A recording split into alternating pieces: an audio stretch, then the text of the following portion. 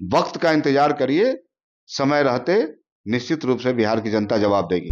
ये वही लोग हैं जो पोस्टिंग करते हैं पैसा लेकर और अपराधियों को संरक्षण देते। सरकार कभी 47 रखने के आरोप में सलाखों के पीछे भेजती है। पूरे बिहार अपराधियों के आगोश में चला गया। शहर में भी आप देखेंगे चुनौती देकर हत्या की जा रही है। अपराधी उसका वीडियो बना रहे हैं। विजय सिन्हा जी इसके पहले भी कई विभागों के मंत्री रह चुके हैं, डिप्टी सीएम रह चुके हैं।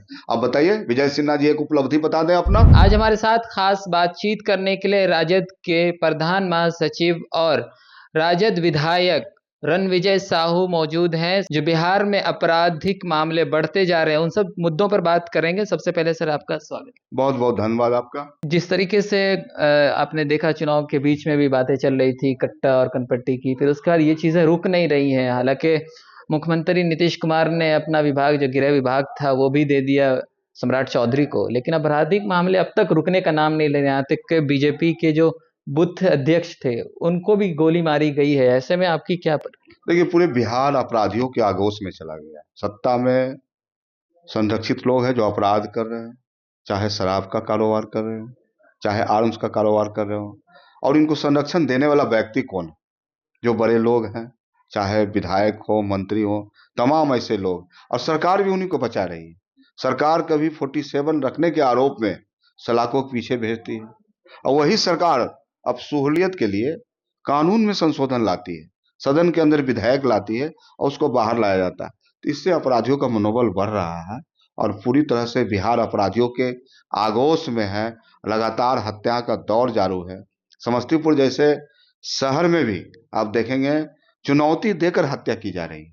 अपराधी उसका वीडियो बना रहे हैं और वो भारतीय जनता पार्टी का एक्टिव मेंबर है। तो आखिर हो क्या रहा है बिहार में? गृह मंत्री जी कहते हैं कि मैं अपराध को खत्म कर दूंगा, 3 महीने में अपराधी नहीं बचेंगे।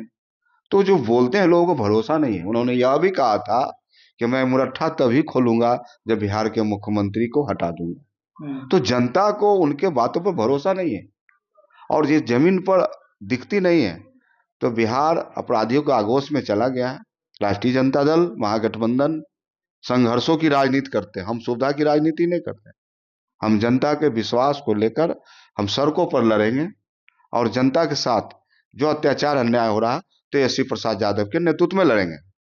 संघर्ष की आपने बात की, तो कई तरीके से आपने देखा कि फौरन बाद इलेक्शन के कई जगह बुलडोज़र चले। पूरे बिहार में जिस तरीके से बुलडोज़र चले, उसमें आप लोग कहीं नज़र नहीं आए प्रोटेस्ट करने के लिए, या फिर जनता के साथ खड़े हुए मजबूती के साथ। खास तौर से जनता तेजस्वी यादव को ढूंढ रही थी कि हमने उनके ऊपर भरोसा किया, एक हम युवा मुख्यमंत्री बनाना चाह रहे थे, लेकिन ये कि उनको जनता ढूंढ रही। ये सरकार सत्ता के नशे में चूर है। लगातार बुलडोजर लेके गरीबों के शरीर पर बुलडोजर ढाए जा रहे हैं, सितम ढाए जा रहे हैं, और इस कड़कड़ाती ठंड में भी पूरी तरह से अहंकार सरकार होकर अत्याचार कर रहे हैं। लेकिन जब गरीबों की आह लगती है, बड़े बड़े लोग, बड़े बड़े हिटलर इस धरती पर नहीं रह पाए, तो ये तो भाजपा की सरकार है, एनडीए की सरकार है।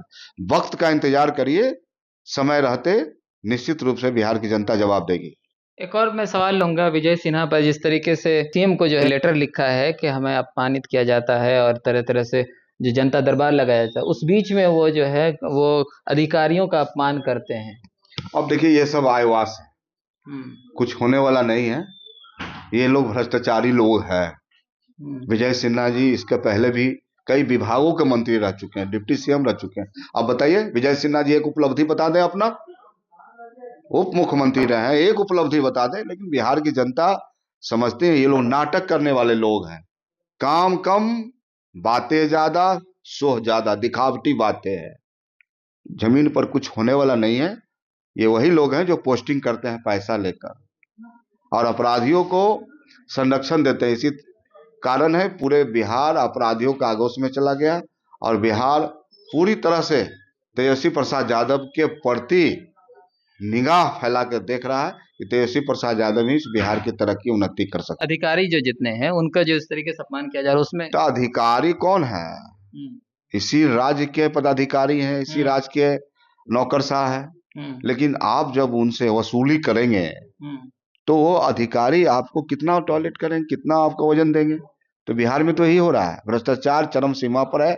चाहे कोई थाना हो, चाहे ब्लॉक हो, पोस्टिंग के लिए बोली लग रही है, दाखिल खारिज के लिए पैसे मांगे जा रहे हैं, थाने में एफआईआर के लिए पैसे मांगे जा रहे हैं, हॉस्पिटल में दवा नहीं है, लोग इसी तरह से बौआ रहे हैं।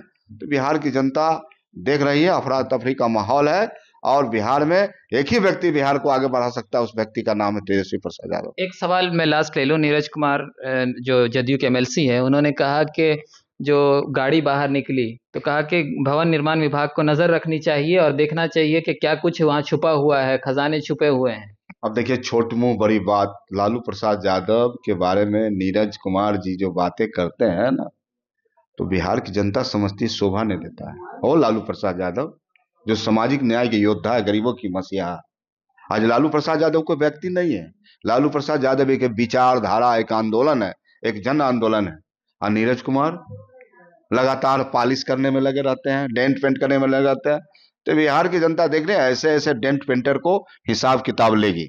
बहुत बहुत धन्यवाद। इस रिपोर्ट में इतना ही। हमारे साथ बने रहिए। आप देख रहे हैं मंथन टुडे, तो हमारे चैनल को लाइक और सब्सक्राइब कीजिए। धन्यवाद।